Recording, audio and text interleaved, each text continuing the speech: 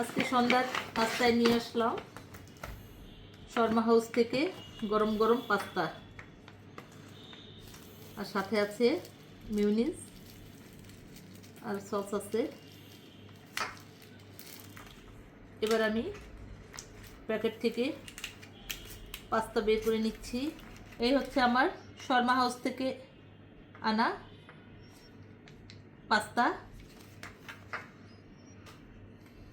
এবার আমি পাস্তাটা ট্রাই করব।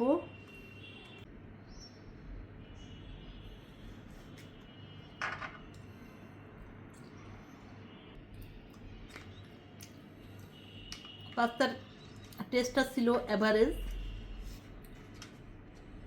আপনারা ট্রাই করতে পারেন চাইলে।